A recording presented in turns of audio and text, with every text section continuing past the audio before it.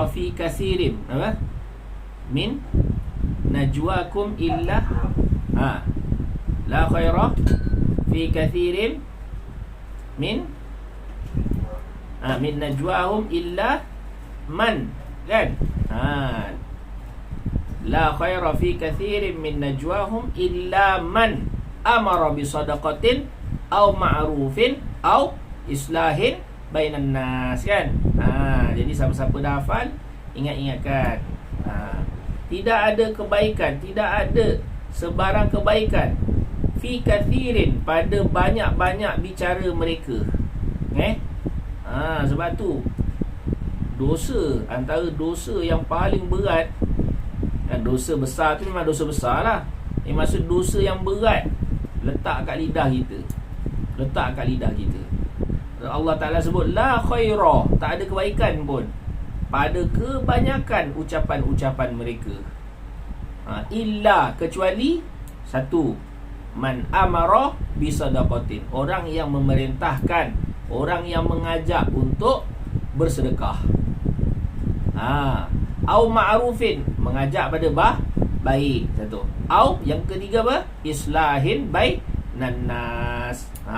Yang ketiga islah antara manusia. Maka disebut di situ, itu adalah satu perkara yang mulia, satu perkara yang baik. Dari sini, laisal kadzab alladhi yuslihu bainan nas fayanmi khairan wa yaqu aw yarkan, perkara yang baik, ia berkata perkara yang baik.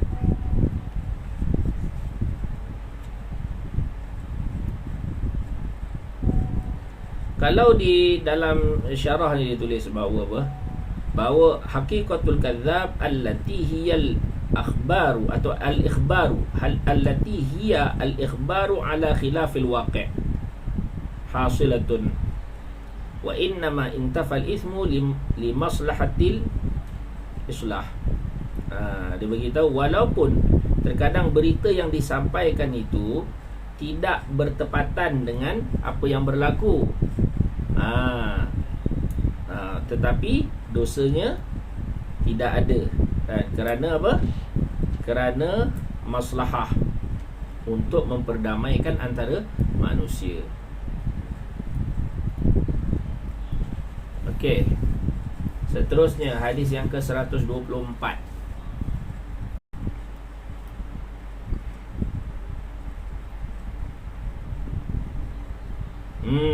Tengok ni. Ni hadis ni pun kalau kita baca dalam Riyadhus Shalihin ada hadis ni. Ni antara hadis awal-awal juga. An Sa'd bin Abi Waqqas radhiyallahu ta'ala anhu qala jaa an-nabiy sallallahu alaihi wasallam ya'uduni wa ana bi Makkah wa huwa ayakrahu ayyamuta bil ardi allati hajara minha. Qala yarhamullah ibn Afra. Fasa'altu Rasulullah sallallahu alaihi wasallam, qultu ya Rasulullah usi bimali kullihi, qala la, qultu fasyatru, qala la, qultu fathuluthu, qala athuluthu wathuluthu kathirun, innaka antada'a warasataka aghniya'a khairun min antada'ahum alatan yatakaffafuna an-nas fi aydihim, wa innaka mahma anfaqta min nafaqatin fa innaha sadaqatun hatta luqmata tarfa'uha ila fimra'atik wa asallahu ay yarfa'aka fayantafi'a bika nasun wa yudarra bika akharun wa lam yakul lahu yawma idzin illa ibnatun. Diriwayat daripada Sayyidina Sa'ad bin Abi Waqqas radhiyallahu anhu, beliau berkata,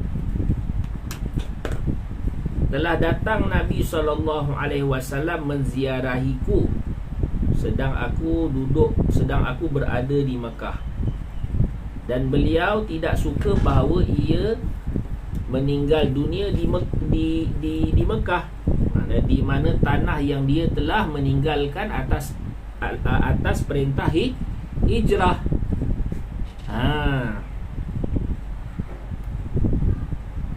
Jadi di sini berlaku masa Fatah Mekah ni, masa Fatah Mekah. Nabi maka kejadian menimpa Sa'ad bin Abi Waqqas radhiyallahu ta'ala anhu. Beliau menghadapi sakit yang sangat dahsyat, sakit yang sangat kuat sehingga dikhawatiri akan kematiannya. Okey, maka Nabi datang menziarahinya. Maka bersabdalah baginda sallallahu alaihi wasallam mana ketika Nabi datang ziarahnya, yarhamullah Ibn Afra, semoga Allah merahmati Ibn Afra. Ini panggilan kepada Sa'ad, Hadrat Sa'ad radhiyallahu taala anhu. Semoga Allah merahmati. Ini doa kebaikan, ucapan yang baik, kan? Ini akhlak mulia baginda Rasulullah sallallahu alaihi wasallam. Ada satu riwayat Nabi sallallahu alaihi wasallam ziarah satu orang Arab Badui. Dalam Adabul Mufrad ada. Maka bila Nabi ziarah Arab Badui tadi tu yang tengah sakit tenat betul, kan? Maka Nabi pun sebut. Nabi kata apa? Nabi kata la ba'sa tuhur insya-Allah. Ini pun perkataan yang sunnah kita sebut pada orang-orang yang sakit. La ba'sa tuhur, la ba'sa tuhur insya-Allah. La ba'sa maksud dia tidak mengapa. Semoga dihilangkan kesakitan. Kan? Semoga dihilangkan kesakitan. Tidak mengapa, semoga dihilangkan kesakitan. Tuhur ni maknanya bersih dosa. Bersih lagi daripada dosa. Sebab tu ketika seorang ditimpa sakit, lalu ketika dia dihilangkan sakit, maka dengan berkat sabar dia tadi, Allah ampunkan dosa. Nampak? Hilang penyakit berserta dengan hilang dosa. Okey? Maka bila hamba Allah ni, orang Arab Badui ni, dia dengar kata-kata Nabi, kan? Arab Badui ni dengar kata-kata Nabi. Nabi kata tidak mengapa, la ba'sa tuhur insya-Allah, bersih nanti. Orang Arab Badui ni kata, dia kata, apa kamu cakap? Dia kata, ini adalah satu penyakit. Dia kata, ini adalah mana penyakit yang timpa dia ni adalah satu penyakit yang mana kebiasaan orang kena penyakit ni akan mati. Mana kebiasaannya orang yang kena penyakit ni, penyakit akan mati. Maka apa Nabi sebut? Nabi sebut, kalau begitu iyalah. Nabi sebut, izan na'am. Kalau begitu ya. Kan? Sebab apa? Sebab dah didoakan kebaikan, kata-kata yang baik, dia menolak, dia tidak terima. Maka Nabi sendiri sebut, ya, kalau begitu iyalah. Kalau begitu, kalau ya, begitulah. Nabi kata. Jadi jangan diri kita sendiri yang mendoakan keburukan, menjadi sebab untuk keburukan diri kita. Okey, balik kepada kisah Hadrat Sa'ad ni. Semoga Allah Ta'ala merahmati kamu, merahmati Ibn Afra. Ini perkataan Nabi SAW kepada Sayyidina Sa'ad radhiyallahu anhu. Maka aku pun bertanya Rasulullah SAW. Nabi datang ziarah, kemudian Hadrat Sa'ad kata, aku pun bertanya kepada Nabi. Cuma dalam riwayat sini dia telah ringkaskan. Dalam riwayat yang lain, dalam Bukhari ataupun kalau kita tengok di tempat yang lain, maka dia ada lebih perinci. Okey, dia menyebut wahai Rasulullah. Dia sebut tiga perkara lah. Aku adalah seorang yang engkau melihat aku sakit seperti ini, kata. Engkau melihat aku sakit seperti ini. Aku wa ana zumalin, dia kata. Dan sedangkan aku orang yang punya harta yang banyak. Wala tarisuni illa ibnatun li. Tu perkataan yang ketiga dia kata. Dan tidaklah menjadi warisku melainkan seorang anak perempuan. Jadi tiga perkataan tu dia kata depan Nabi SAW, sebelum dia tanya soalan. Okey. Jadi sebab itu antara sunnah untuk kita bertanya soalan kepada mana-mana alim ulama, pertama sekali ni adab bertanya. Adab bertanya ialah soalan kita tu adalah untuk diri kita. Ini soalan. Itu adab. Okey? Bukan tanya untuk pihak orang lain. Tak ada. Tak beradab. Tak beradab dengan Allah Ta'ala, tak beradab dengan alim ulama. Ya.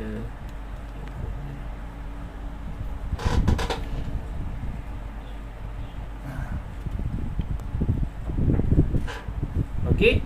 Jadi pertama sekali pastikan dia punya soalan tadi, soalan tu niat untuk tanya tentang keperluan diri. Okey, tu adab tu. Adab. Sebab yang akan ditanya hari akhirat nanti kita. Okey. Kemudian yang kedua adab dia ialah sebelum kita bertanya soalan, kita bagi tahu pada orang yang kita tanya tadi tu keadaan yang berlaku pada kita. Keadaan yang berlaku pada kita. Apa berlaku pada kita? Contoh berlaku pada saya sekian-sekian. Situasi saya begini. Kemudian barulah kita tanya soalan. Supaya apa? Supaya jawapan dapat diberi dengan sempurna, dapat diberi dengan tepat. Faham tak? Sebab kalau kita tak bagi tahu kita punya keadaan, terkadang-kadang jawapan dia lain. Faham tak?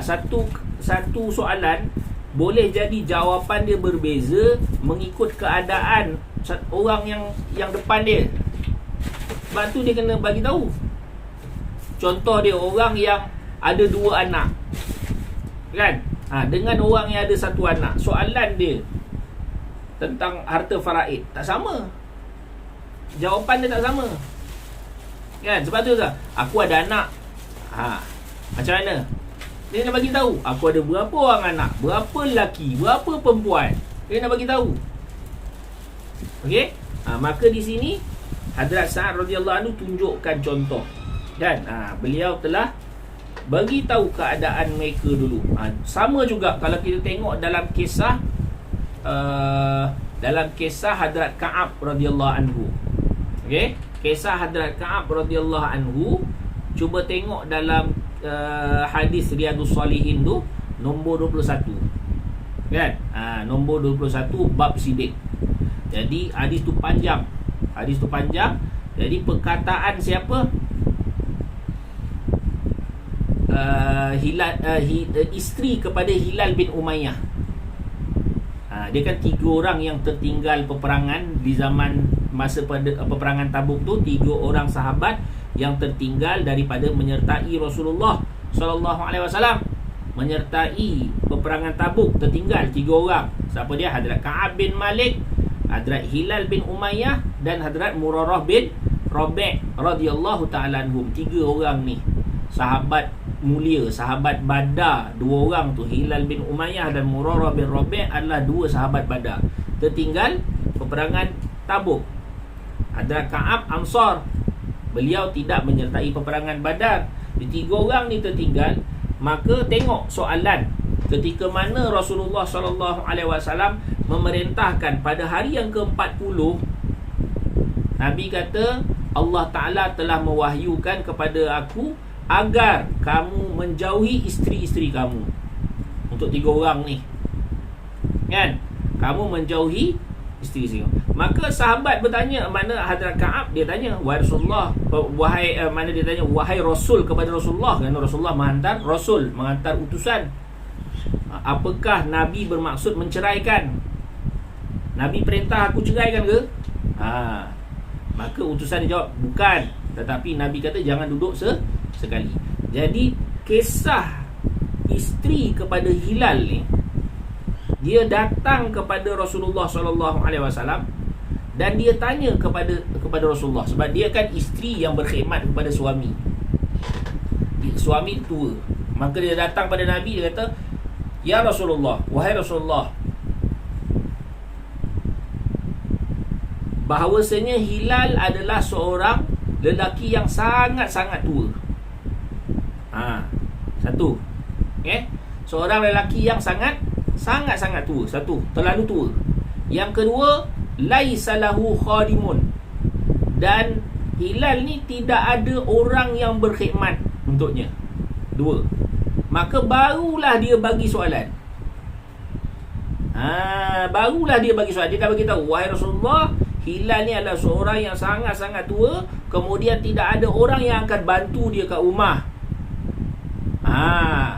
Maka baru dia tanya soalan. Dan cara dia tanya soalan, Tengok cara dia tanya soalan. Afatakrahu an akhdumahu. Afatakrahu, mana anta ya Rasulullah, an akhdumahu. Apakah tuan berasa tidak senang sekiranya aku berkhidmat kepada dia? Tengok dia minta soalan. Dia punya minta soalan dia tadi tu, izin dia meletakkan kesukaan Rasulullah depan dia.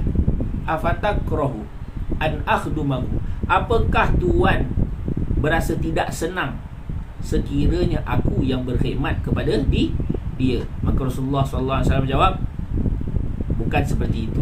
Boleh kan? Tetapi janganlah dia menjimak kamu.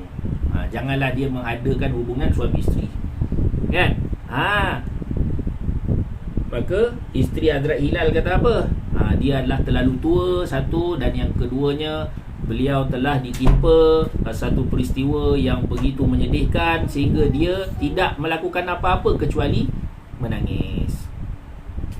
Nampak? Dia nak bagi tahu adab bertanya. Adab bertanya. Okey, di sini pun sama. Maka beliau tanyakan, wahai Rasulullah, aku seorang yang berharta, tidak ada waris melainkan seorang anak perempuanku. Apakah dan tuan melihat aku dalam keadaan sakit yang sangat, maknanya kebiasaannya sakit ni boleh meninggal dunia. Maka apa soalan dia? Tengok. Usi bi mali kullihi. Bolehkah aku mewasiatkan hartaku? Nak infak semua harta aku habis. Tengok sahabat dia punya keinginan tu kan. Tu untuk pelajaran kita. Maka Rasulullah SAW kata tak boleh. Tak boleh. Maka berkatalah ia lagi, kalau begitu, kalau tak boleh semua, separuh. Maka Nabi SAW bersabda pun tak boleh. Maka aku pun berkata lagi, kalau begitu 1/3. 1/3 boleh tak? Maka Nabi SAW bersabda 1/3. Nabi kata boleh 1/3. Nabi ulang kalimah tu, maknanya boleh. Tetapi Nabi letak komentar situ. Nabi kata wasulusu kasir, itu pun banyak. 1/3 tu pun banyak. Kemudian Nabi sebut, sesungguhnya bahawa engkau meninggalkan warismu dalam keadaan kaya. Kamu meninggalkan warismu dalam keadaan kaya adalah lebih baik daripada kamu meninggalkan mereka dalam keadaan miskin, yang mana mereka akan meminta-minta kepada manusia dengan tangan-tangan mereka di hadapan orang ramai, kan? Di sini fadilat lah, Nabi memberitahu fadilat orang yang berharta, mana orang beriman yang berharta. Orang beriman yang berharta, ini fadilat mereka. Kemudian Nabi menyebut, dan sesungguhnya kamu, apa sahaja jalan yang kamu menginfakkannya, mana apa sahaja perkara infak yang kamu lakukan, maka kamu akan mendapat sedekah. Kamu akan mendapat pahala sedekah. Sehinggalah apa? Sehingga apa? Tengok ni. Ni penting ni. Sehinggalah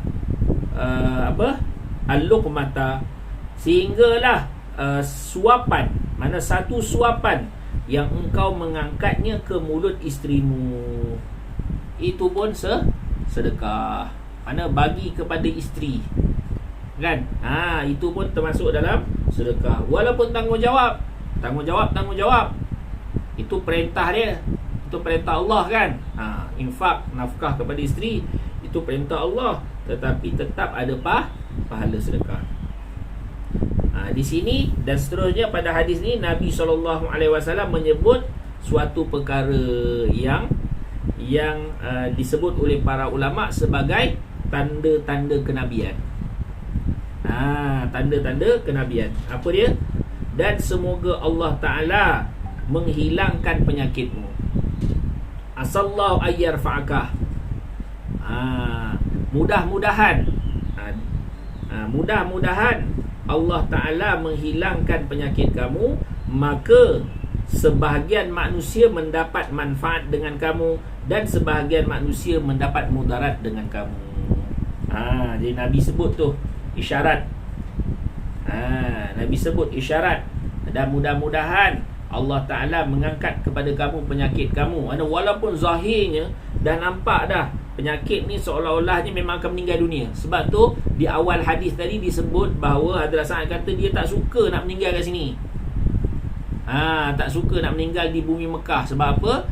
Walaupun bumi Mekah, tetapi bumi Mekah adalah perintah agar ditinggalkan oleh para sahabat yang berhijrah. Kan? Mereka tak suka. Kalau dalam hadis, kalau dalam Riyadhus Shalihin tu dia ada tambahan lagi. Dia ada tambahan lagi. Bahkan tidak mengapa di mana-mana pun, kan?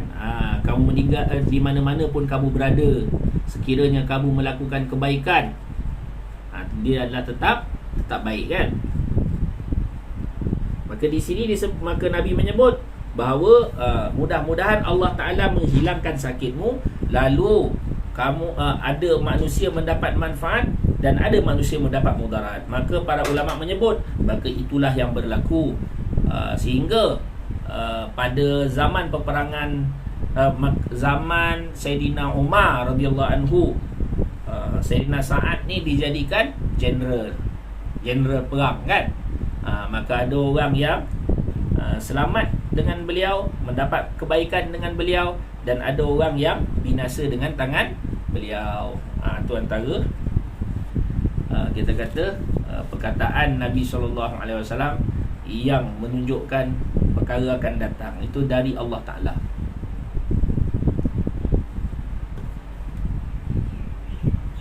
Hadis 127.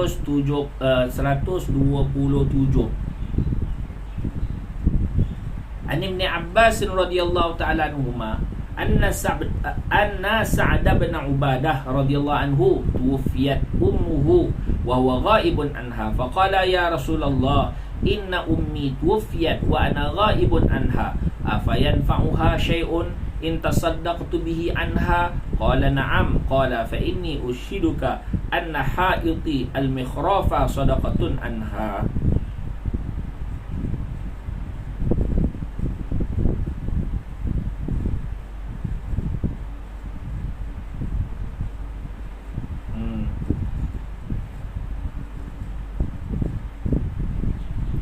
Diriwayat daripada Hadrat Abdullah bin Abbas radhiyallahu anhuma bahawasanya Sa'ad bin Ubadah radhiyallahu ta'ala anhu telah kita kata satu ketika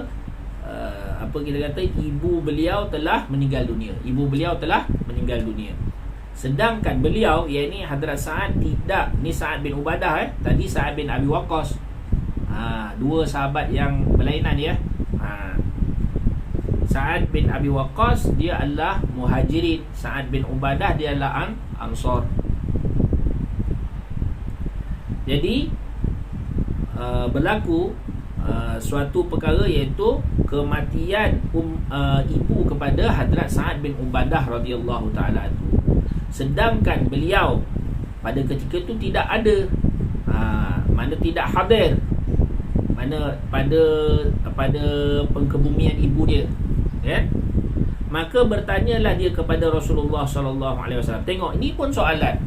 Dan tengok macam mana dia menerangkan dulu keadaan dia, kan. Wahai Rasulullah, sesungguhnya ibuku meninggal dunia dan aku tidak hadir. Aku tidak hadir pada ketika itu. Aku tak berada di sisinya ketika dia meninggal dunia. Apakah memberi manfaat kepadanya sesuatu jika aku bersedekah dengannya bagi pihak ibuku? Kan, anha di situ, ha tu balik pada ibu. Bihi, hi tu kembali kepada syai'un. Dhamir bihi tu kembali kepada syai'. Anha tu kembali kepada ibu.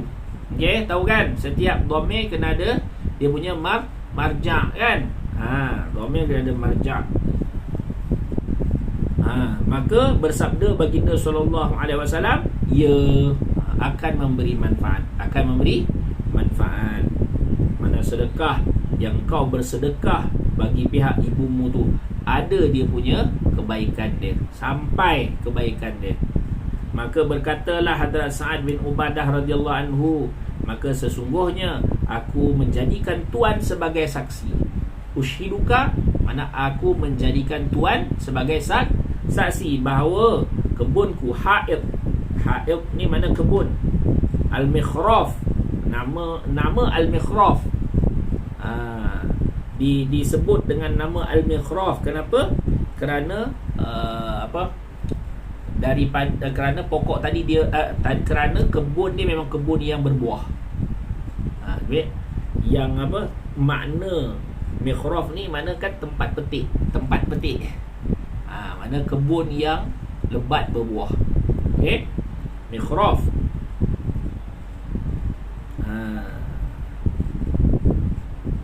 Dinamakan mikhraf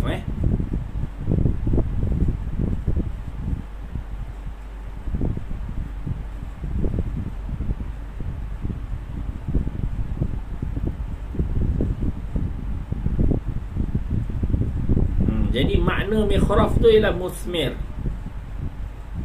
Musmir makna berbuah.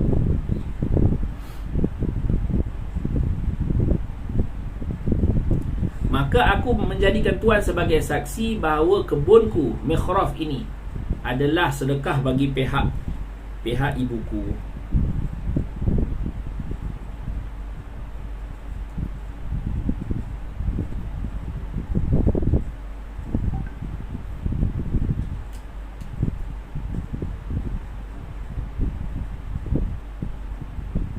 Okey. Jadi di sini ijma' ulama menyebut bahawa doa istighfar kan, doa istighfar semua ni sampai kepada si mati. Dan begitu juga jumhur ulama berkata bacaan juga sampai kepada si mati. Maka ada soalan, bagaimana firman Allah Ta'ala, wa allaysa lil insani illa ma sa'a, kan ada kan? Wa allaysa lil insani illa ma sa'a, tidak adalah bagi seseorang itu melainkan apa yang diusahakan. Maka ayat itu umum. Maka dalam usul fiqh kita bahaskan perkara ni, dipanggil am makhsus.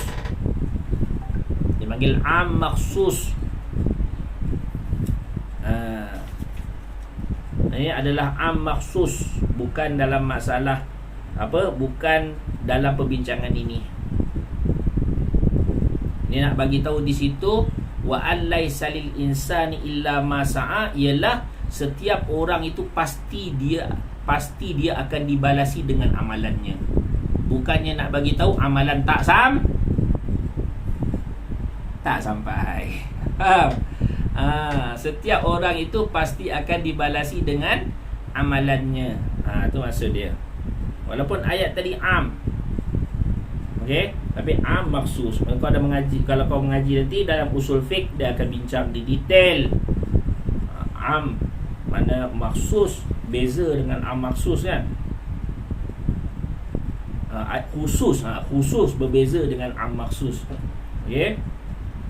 Ataupun dipanggil khusus al-amul muradu bil khusus. Tu satu am yang tetapi makna dia adalah khusus.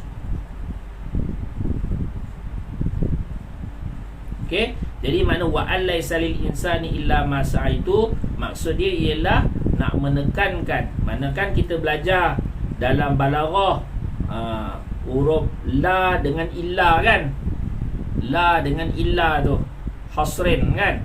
Kalau innama ada tu hasrin, maka la dengan illa tu. Jadi di sini nak bagi penekanan bahawa setiap orang pastilah dia akan mendapat kesan ataupun bahana balasan daripada amalan dia. Bukan nak mengatakan bahawa amalan ataupun hadiah daripada orang lain tak sampai. Okey, saja saya ulang tu 2 kali supaya kau dengar, kau faham. Okey. Dia orang cakap wa alaysa insan illa ma sa'a. Hanya amalan saja. Samalah dia apa orang yang menyebut kan tentang apa iza mata ibnu adam in qata'anhu amaluh kan. Apabila meninggal dunia seorang anak Adam, terputuslah in qata'anhu amaluh illa min salas. Nabi kata kan, apabila meninggal dunia seorang anak Adam, maka terputuslah amalannya melainkan daripada 3 perkara. Pertama, shadaqatun jariyatun atau ilmun yuntafa'u bihi aw waladun salihun yad'u lahu. 3 perkara kan? 3 perkara. Melainkan kita kata apa? Sedekah jariah, ilmu yang bermanfaat, dan juga apa? Yang ketiga anak soleh. Kan Nabi kata. Jadi ada juga yang kata jadi mana ada lagi dah amal kecuali 3 ni.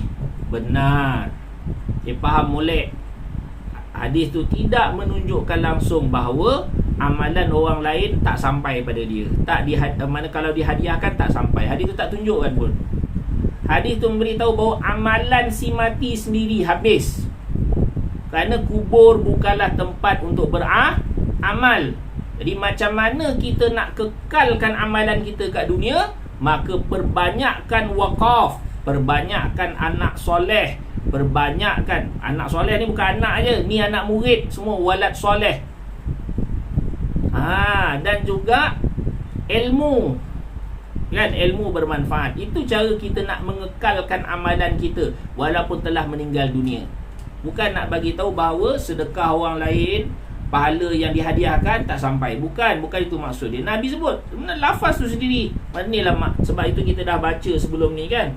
Bukan dalam kelas yang lain ni, dalam dengan pelajar Bukhari kan. Orang yang tidak direzekikan bahasa Arab, bagaimana mungkin dia menyebut tentang hadis?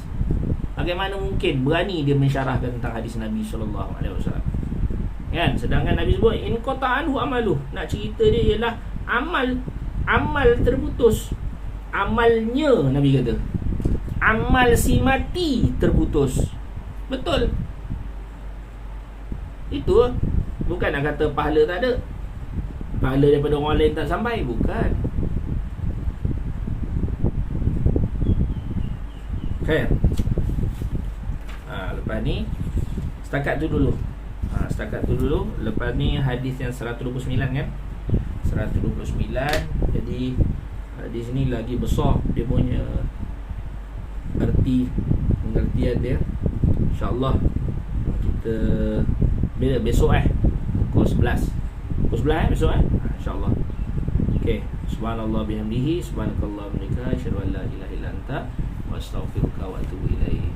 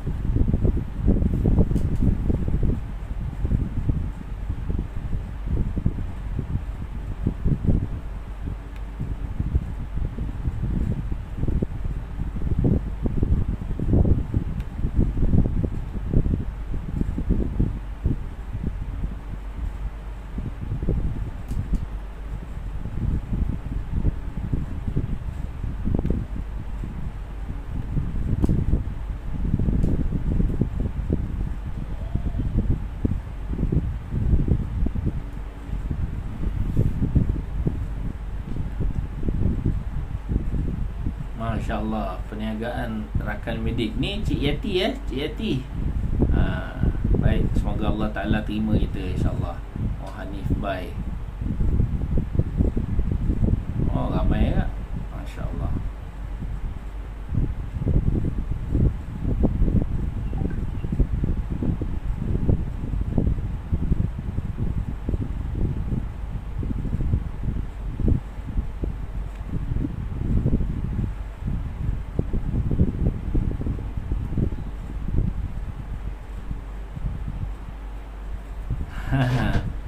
Kitab ni, kitab Mukhtasar Sahih Bukhari, mana kitab Abi Jamrah. Jadi anak-anak apa, PMN, kuliah dengan mereka waktu PKP ni pakai online lah, kuliah online saja. Nah, hafalan tu hafalan dan ada penerangan. Jadi mukhtasar Sahih Bukhari Abi Jamrah.